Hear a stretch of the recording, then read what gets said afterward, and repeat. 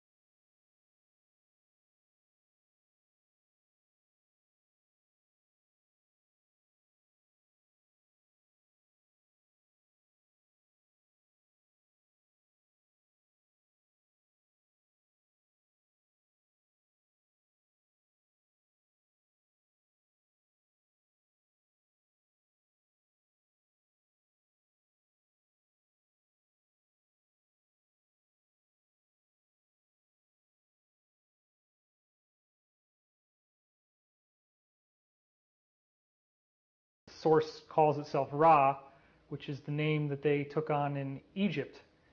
They also, in the Bible, show up as the cherubim or cherubim, these angels that protect the tree of life. And Dan Burrish appears to have had an encounter with the cherubim, which I believe is an encounter with Ra.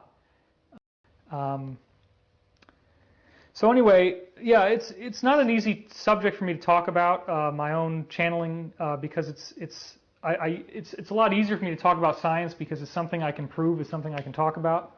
But what I can tell you is that if you do the work on yourself, if you do the spiritual work, you will get to a point where you can start to experience the field of consciousness as a direct personal thing. And this is best done in deep meditation. A lot of people are looking for some kind of placebo, some kind of like take acid or you know, have the hemisync tapes from the Monroe Institute, or the glasses that you wear when you're asleep and they shine color in your eyes, or there's any number of gadgets and gizmos out there that people want to use to try to short circuit the process and gain immediate access to your higher self. Well, it doesn't really work that way. You can't just crash the gate because it can be very damaging. Your shadow self is what you have to move through to get to the fruits of the higher self. The shadow is what guards the gate. If you haven't done your shadow work, you're not going to be able to see this information yourself. As a result of that, and I shared some of this with you guys privately, there is some really awful stuff that's happened to me that I have never publicized, which I all credit as part of my initiation.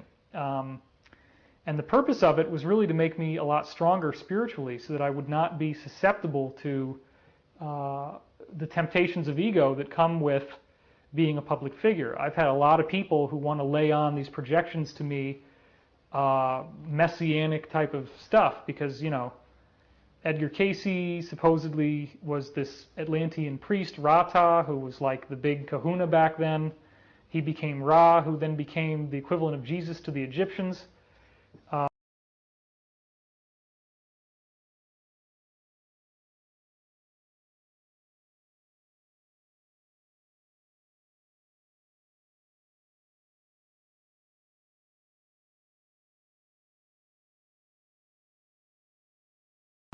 And I've had a lot of people over the years kind of lay their hang-ups on me, but the problem with that is, first of all, I don't believe it. I believe that everyone here at this time is awakening to their higher self and their potential.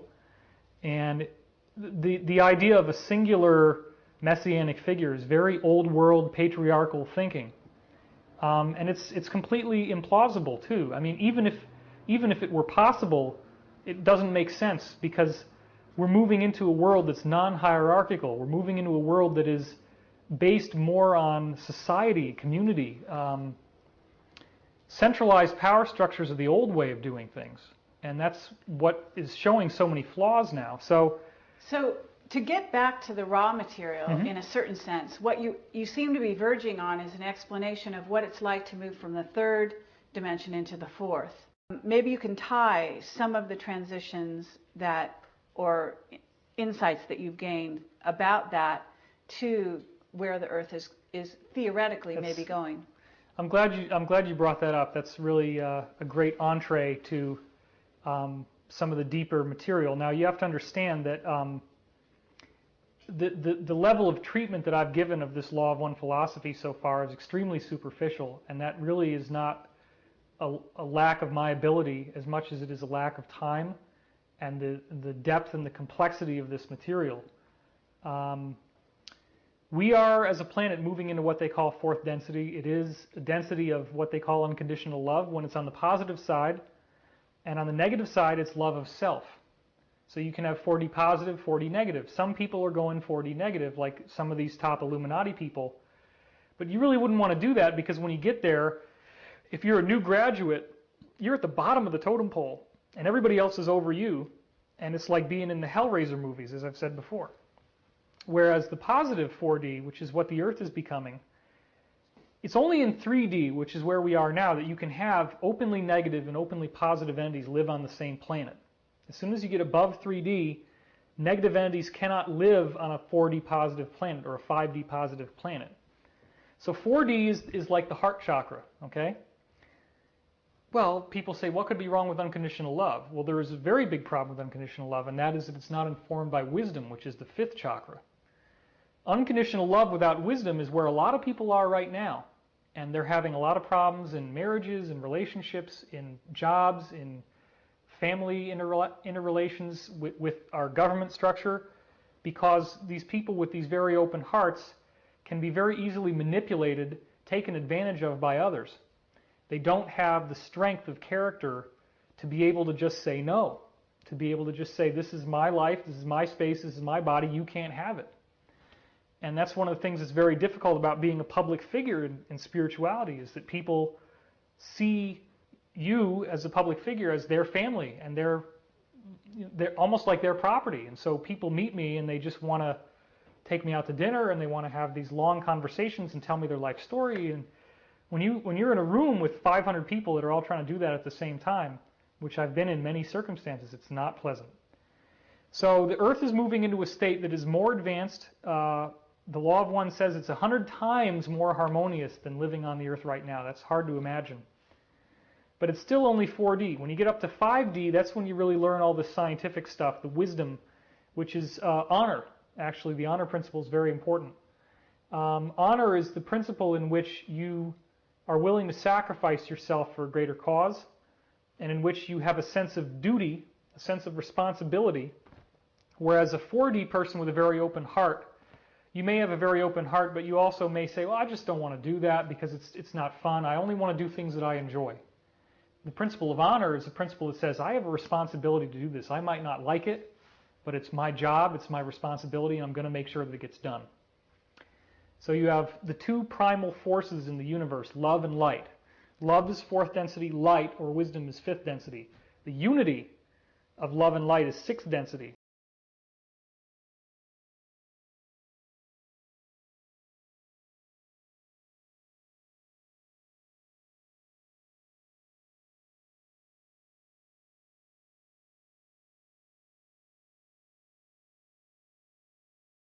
So you have the two primal forces in the universe, love and light. Love is fourth density, light or wisdom is fifth density. The unity of love and light is sixth density, the brow chakra. That's the level that your higher self is at. That's the level that Ra is coming from. At that level, you have compassion and wisdom, compassionate wisdom, unity, oneness. And then after that, you have the seventh density, which is the level of what they call the guardians. These are the entities that actually advise groups like Ra. They watch over us when we go through this process where our planet shifts from one dimension to another, and make sure that nobody falls off to the wayside, that everybody gets where they need to go. So we're under enormous protection. The guardians, what they do basically is they they reach a point where they say the looking backward is finished. And what that means is they've reviewed their whole soul's history, all the past lives they've ever had, and they gain all the knowledge there is to know. They become fully enlightened. At that point, they gain what's called spiritual mass. This is all law of one philosophy now, which becomes like gravity, and you actually begin collapsing into oneness, which means by the time you're at a seventh density level, it's almost like you are a star, like a whole star is your being now, or even a whole galaxy potentially is your being. And these entities eventually collide back into oneness. Galaxies eventually implode on themselves, and that's not just something that you're seeing out in space as a star or a galaxy collapsing. It's actually an entity that has finished its curriculum of evolution and is regaining its unity with the oneness. After the seventh density, you go into the mystery of what's called intelligent infinity, which is oneness, the true oneness, in which you have no memory, no identity, no sense of past, present, or future, simply allness and foreverness. And that freaks a lot of people out. They say, well, I don't want to ever lose my personality. I don't want to lose anything. It's not losing anything, it's gaining. It's gaining back who you really are, because you're not separate from this universe. You are the universe. That's the really important message of the law of one is everybody suffers and goes through their drug addictions and their shopaholic, workaholic, rageaholic, driving too fast.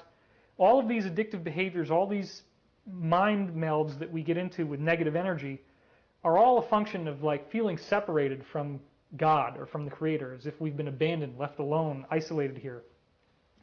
You reach a point in your cosmic evolution where God is not something out there that you're saying, oh, there it is. It's within. So how could you be a messiah on a planet? How could anybody be? Because that implies that it's somebody else, right? It's not somebody else, it's you. You are the Christ consciousness. And the second coming of Christ, as Casey described it, Edgar Casey, is something that's happening in a lot of people. So it would be inappropriate in the extreme for me to claim any type of uniqueness or special ability or rank that's higher than other people. So we are moving out of that hierarchical thing, and that is definitely part of what this fourth density consciousness is about. Okay, so to bring you back to today and where we are here on this planet at this time, that's a journey some of us are going through as individuals all the time on the surface of the earth. Some people have come from other densities who have already graduated to certain degrees of that, and then the earth itself is going through that, okay, as an entity. You bring it back to here and now, and you're dealing with sort of the opposites that exist on the planet here, the good, the evil, you've got ETs that are coming across as positive and might have a negative intention. Absolutely. You've got ETs that are coming across as negative and may actually facilitate a positive reaction in certain circumstances, us. Yes. And then you've got ETs that are coming from the fifth, from the love, the unity of love and wisdom. And Right. some of these are visible to us because in a sense there's also sort of a piercing of the veil happening. First of all, you raised one interesting point that I want to comment on first, and that is that only beings in fourth and fifth density require UFOs to travel. When you get up to the sixth density level, you are now the equivalent of a whole planet worth of people like us. It's fused into one mind. And that becomes such a powerful entity that it will just think itself anywhere in the universe it wants to go, and it's there. It does not require a ship to travel.